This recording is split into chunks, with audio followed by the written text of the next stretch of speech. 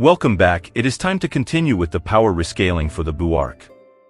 Before I started working on this video, I thought it wasn't going to be too complicated, but then I realized it was a lot harder than I thought.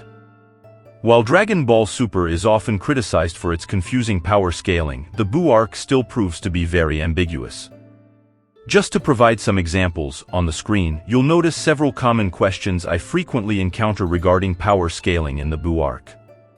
For this video, I won't get too much into all of this since it could take too long and we won't get anywhere because there is no definitive clear answer to most of these questions.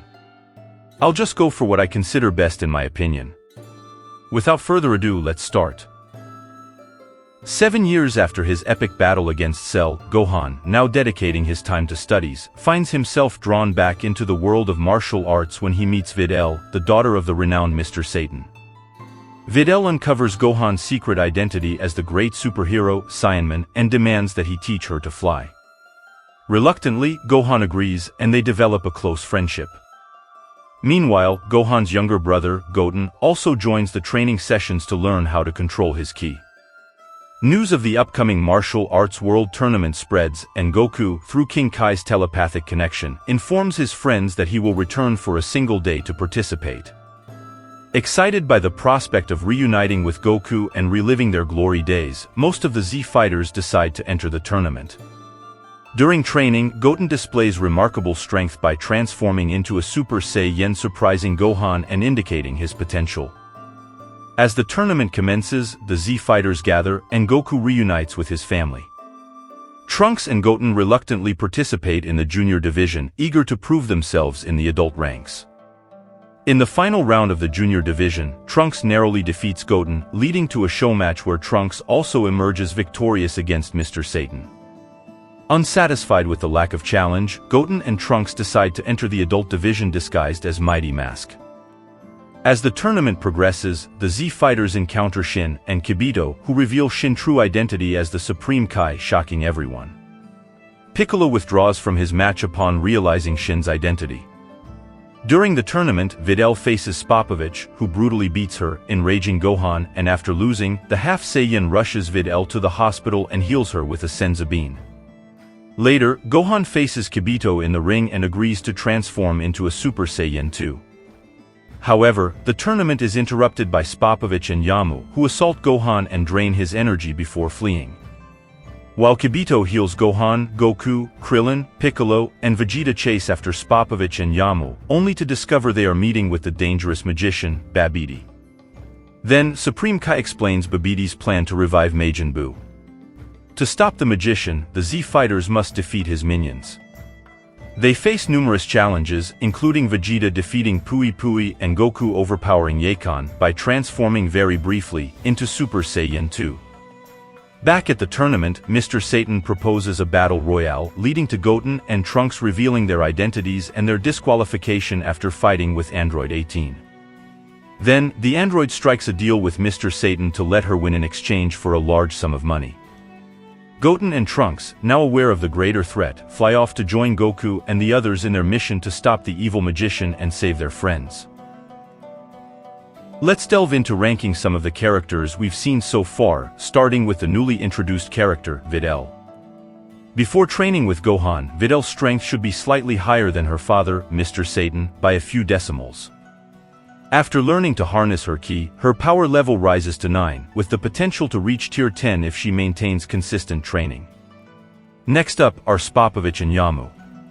Before being controlled by the evil magician, their power levels should be below 5, weaker than Mr. Satan. However, after being buffed with the Majin power, they jump to tier 10, reaching a level of 12 at most. This places them somewhat on par with Goku during the 21st World Tournament in terms of raw power, though still less skilled than the Kid fighter. Moving on to the attendant of the Supreme Kai, Kibito, his power level remains ambiguous in the original story, due to his inability to even move the Z sword. I personally rank him at a power level of 30, stronger than base Saiyans but weaker than a Super Saiyan. The situation surrounding the Z sword could be attributed to enchantments against the Kais. This remains speculative, but could explain why none of the Supreme Kais were able to pull out the sword, especially the South Supreme Kai, who we can assume should be stronger than a Super Saiyan. Regarding the Supreme Kai, Shin, he holds significant importance in the Dragon Ball cosmology and claims he could defeat Frieza easily. However, he's notably weaker than a Super Saiyan 2 and lacks experience as a Supreme Kai. I rank Shin with a power level of 38, slightly weaker than a mastered Super Saiyan, but still capable of besting Frieza at full power. Piccolo's power level during the Buu arc is somewhat debated, but I rank him around 38, on par with Shin. While Piccolo didn't engage in significant fights, his surrender to Shin during the tournament suggests that it could be due to respect because of the Kai's godly status, rather than just Shin being outright stronger than Piccolo, but again, in the story, the situation is ambiguous at best. Lastly, let's consider the half-Saiyan kids, Goten and Trunks. In their base forms, both kids are weaker than base Gohan, although not significantly so. However, when they transform into Super Saiyan, things become a bit more complicated due to their confrontation with Android 18. Personally, I rank them at tier 30 in their Super Saiyan forms, placing them slightly below an adult Super Saiyan like Namex Goku before he fully mastered the transformation. It's worth noting that the kids possess immense potential to enhance the power of their Super Saiyan form by mastering it completely, and they can do it much more naturally compared to their parents. Thus, while weaker than Android 18 at this point, their capacity for growth is considerable. Continuing with the story. On the spaceship, Gohan faces off against Dabura, the king of the demon realm. Initially, the half-Saiyan struggles, but after transforming into Super Saiyan 2, the fight becomes more evenly matched. Meanwhile, tension rises between Goku and Vegeta, resulting in the match being halted as Dabura senses the conflict. The Demon King informs to his master about the dark energy emanating from Vegeta, prompting the evil magician to partially control him, transforming Vegeta into a Majin. The warriors are transported back to the World Tournament arena, where Majin Vegeta wreaks havoc, challenging Goku to a fight. Their battle escalates, leading to both warriors transforming into Super Saiyan 2 and engaging in a brutal confrontation. Majin Vegeta reveals his desire to regain his pride, allowing himself to be controlled by the evil magician. While Goku and Majin Vegeta clash, Gohan and the Supreme Kai prepare to confront Dabura and his master. However, the energy required to unseal Majin Buu is reached due to the intense battle between Goku and Vegeta. Despite Gohan's attempt to stop the release of Majin Buu, the creature emerges with a childlike demeanor, concealing his immense power.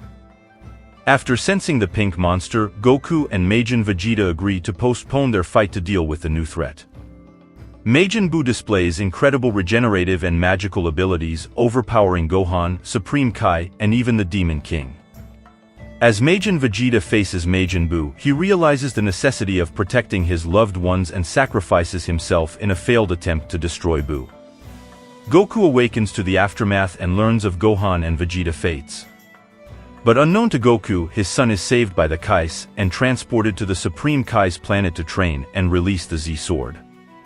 As a last resort, Goku teaches Goten and Trunks the fusion dance technique learned during his time in the afterlife.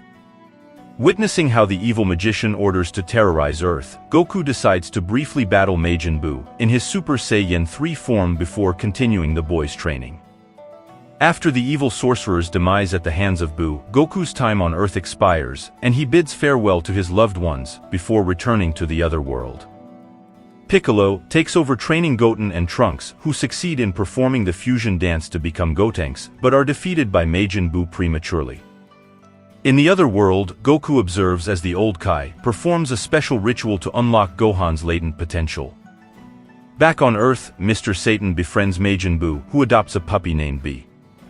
Tragedy strikes when unforgivable evil demons shoot Bee, enraging Buu and leading him to expel his inner evil, resulting in the creation of the evil Buu.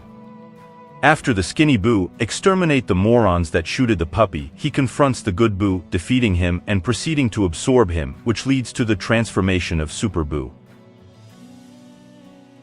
Let's dive back into ranking the characters' power levels.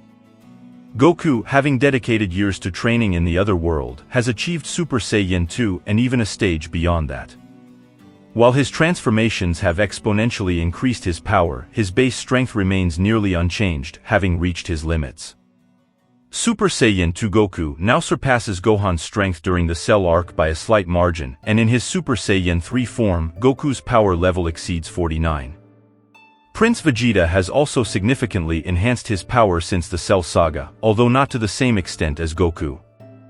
Training alone on Earth, Vegeta has likely mastered the Super Saiyan form and possibly even ascended to the next level. After receiving the power boost from the Majin form, Vegeta's strength should equal Goku's, not factoring in Super Saiyan 3. Next, we have Gohan, who has largely stopped training, causing his power level to decrease compared to his teenage self. Due to his lack of practice, Gohan can't fully utilize his Super Saiyan 2 strength, fluctuating around a level of 42.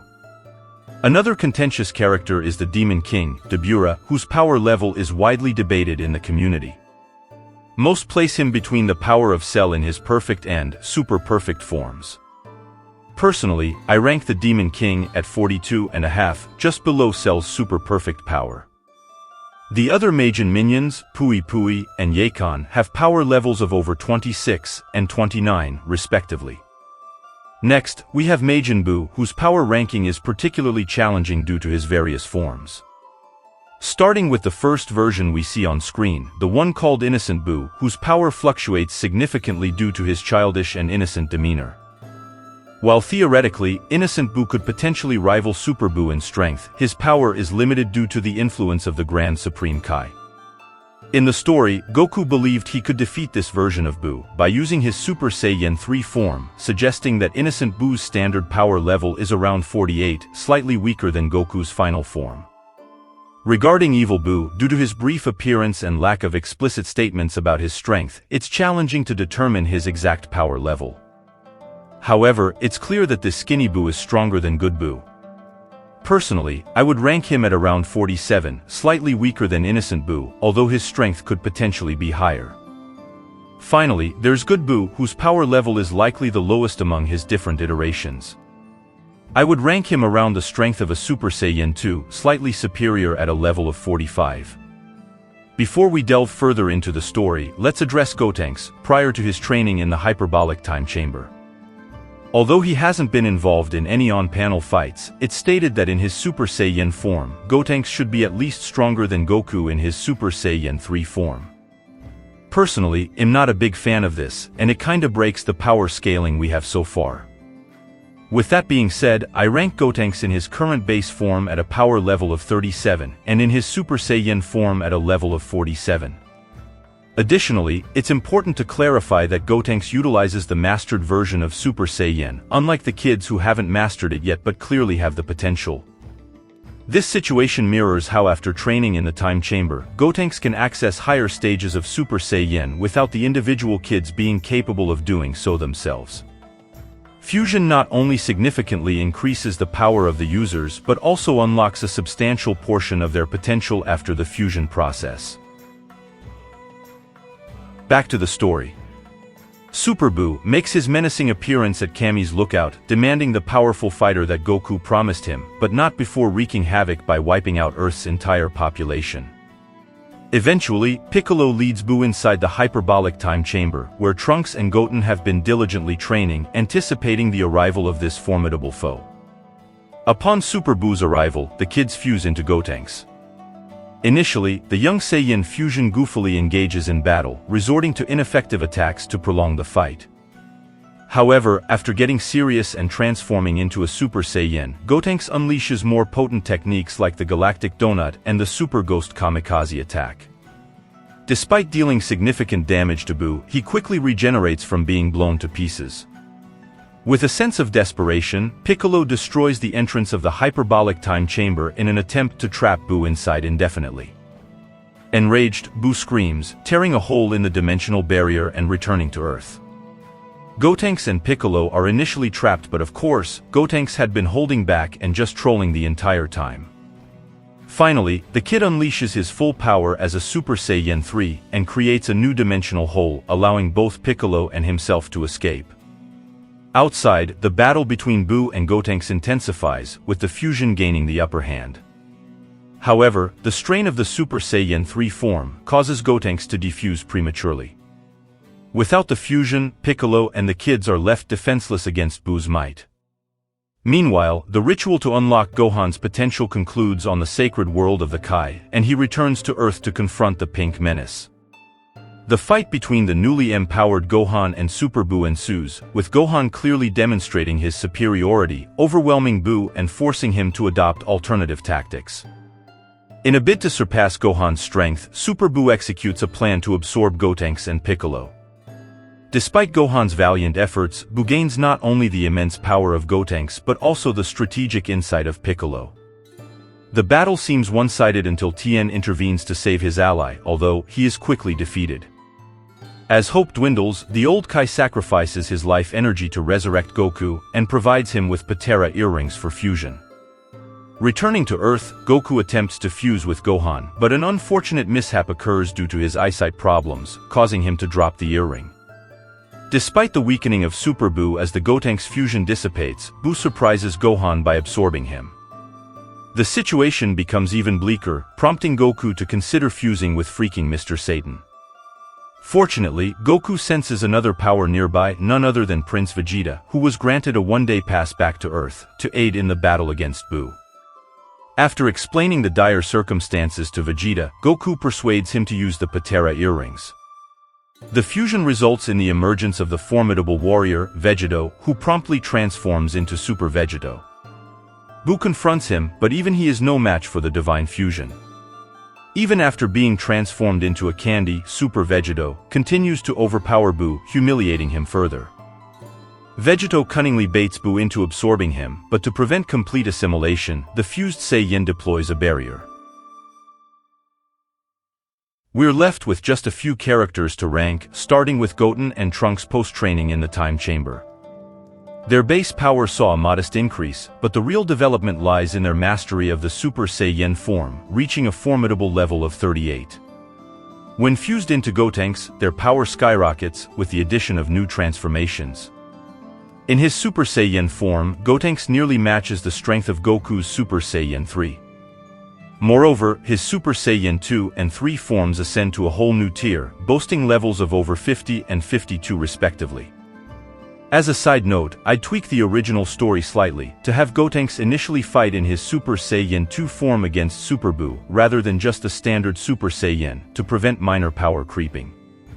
Shifting focus to Super Buu, I rank him at a level over 51, placing him slightly below Gotenks in his final form. After unlocking his potential, Gohan ascends beyond all previous fighters, reaching an impressive power level of 54. He emerges as the strongest warrior in Dragon Ball Z without factoring in fusions. Following the absorption of Gotenks, Buu's power jumps to 56, and post-Gohan absorption, he escalates further to a level of 58. Lastly, we have the ultimate warrior, Vegetto, to rank. In the manga, he skipped fighting Buu in his base form, immediately transforming into Super Vegetto. However, in the anime, he overwhelms the Pink Menace even in his base form.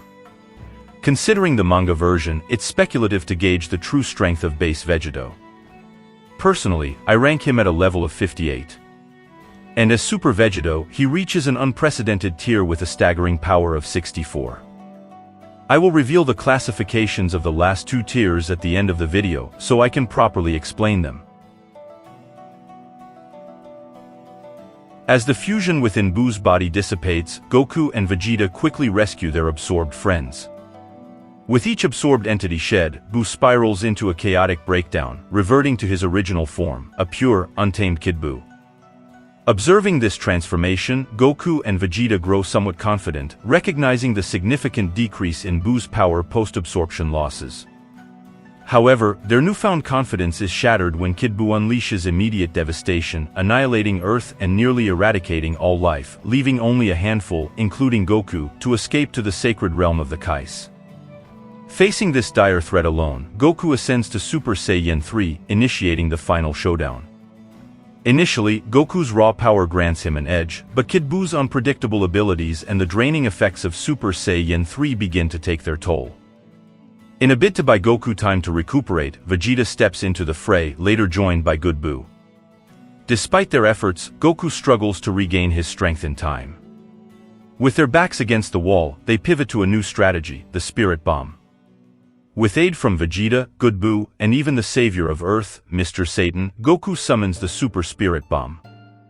In a climactic struggle, Goku harnesses the power of Super Saiyan alongside the Spirit Bomb, expressing hope for Buu's redemption even as he launches the devastating attack. With a final surge of power, Goku overwhelms Kid Buu, ultimately obliterating him with the formidable Spirit Bomb. Finally, the threat of Majin Buu is over, and the Earth will be forever in peace, marking the end of Dragon Ball as a whole.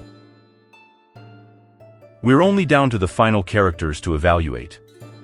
First, let's consider the fusion of Kibito Kai.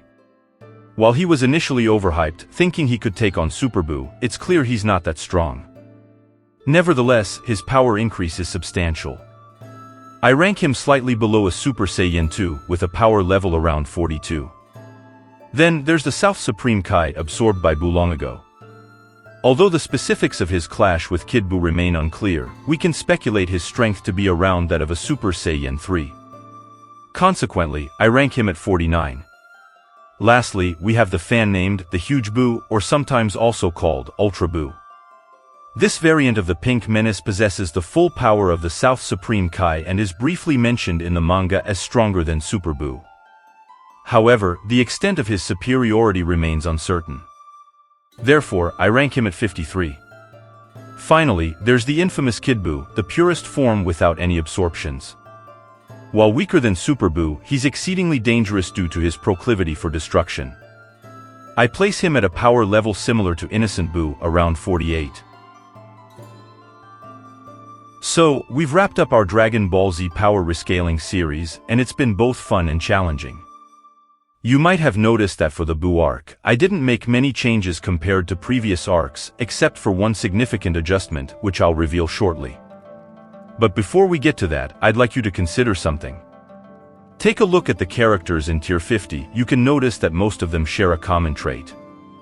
Have you figured it out? Feel free to pause the video if you need more time to ponder. Let me start explaining. Currently, we have 4 characters in Tier 50, Gotenks, Super Buu, Gohan, and Vegetto. What sets them apart, with the exception of Gotenks, is their close connection to godly beings, perhaps even to the concept of godly ki, which will be fully introduced in the future, during Dragon Ball Super. Let me keep cooking. Super Buu's strength surpasses that of Kid Buu because he absorbed the South Supreme Kai, who, as you may recall, possesses godly ki much like Shin and other Supreme Kais. Then we have Gohan. While it might not be immediately obvious, just consider who unlocked his potential, the Elder Kai, who naturally wields godly ki. While the concept of divine ki wasn't most likely even properly thought about during the time the Buu arc released, we could make the change in the story that the Elder Kai's ritual is imbuing the recipient with a partial infusion of godly ki, enhancing the normal ki of the mortal with the divine energy. Although, this only works if the recipient of the ritual currently have the actual potential to become that strong, and Gohan, of course, possessed that potential. As for Vegetto, it's even more straightforward. By using the Patera earrings, which are inherently divine and exclusive to Supreme Kais, the fusion receives a significant power boost. We could speculate that the reason of that immense power boost is that the Patera fusion also partially gives godly ki to the result mortal fusion, in this case, to Vegetto. However, if these mortals already can fully wield godly ki, then the Potara's enhancement would be even greater. Gotenks is the only odd one out, but maybe whoever developed the Metamorian fusion technique was trying to imitate the properties of a Patera fusion, but obviously this is complete speculation. Anyway, Gotenks is a special case, since he is the result of 2 fighters with huge potential that are merging together. So with all of that in mind, my reason for the partial introduction of God Ki before Dragon Ball Super is to already have precedence regarding godly ki in the story, and it's a necessary step to avoid the huge power creeping in future arcs. Although, I want to let you know that before we continue with Dragon Ball Super, I most likely will make a video where I explain what changes to the God Ki concept could greatly fix many power scaling problems we will see in Dragon Ball Super, although, I'm not sure yet. With that being said, let's classify Tier 40 first. In this power tier, we find characters such as Perfect Cell, Kid Buu, Innocent Buu, Super Saiyan in their forms beyond the standard form, the Demon King Dabura, and others of similar caliber. Upon closer examination of these fighters, it becomes evident that they share a common trait: they are all exceptionally powerful anomalies in the world of Dragon Ball. For instance, Perfect Cell is a being created through artificial means, with DNA extracted from various formidable individuals. Additionally, he absorbed 2 incredibly potent androids, further enhancing his already formidable power. It's safe to say that Cell is far from being a typical mortal. The Super Saiyan 2 transformation is regarded by Goku and his allies as transcending their conventional limits, to the point where even divine beings like the Supreme Kai find it unfathomable that a mortal could achieve such power. Meanwhile, Super Saiyan 3 appears to be a form accessible only under extraordinary circumstances. Majin Buu, on the other hand, is a primordial entity that has existed since time immemorial. More akin to a force of nature than a mere mortal, Buu embodies destruction in its purest form, proving to be a virtually unstoppable force even for the Supreme Kais. Both Dabura and the Supreme Kais hail from realms beyond the mortal plane, further showing their exceptional status. Taking all of this into account, I classify Tier 40 as universal mortal freaks. In essence, the characters occupying this power tier are aberrations of nature, wielding power that defies the conventional limits of mere mortals. If anyone comes up with a better name for this tier, let me know, since I'm not convinced with the one I have. Tier 50 represents the threshold between the mortal realm and the divine realm of power. As previously discussed, characters in this tier either harness some form of divine power in combination with their regular ki, elevating them to extraordinary levels of strength, or they exist under unique circumstances such as a fusion. I classify this tier the following. The Nigh Divine User Tierg, signifying their close status to true divine power. If you have a better name, let me know. We only have Tier 60, and so far, only Super Vegetto belongs here, but I want to skip on this one for the next video, although I am sure you have a good idea of what this tier is about. Alright, that should be for the video. If you enjoyed it, please consider giving it a like and subscribing to my channel, and if you prefer not to, I still appreciate immensely that you watched the video. With that being said, I hope you have great days to come and see you again soon. Smiley face.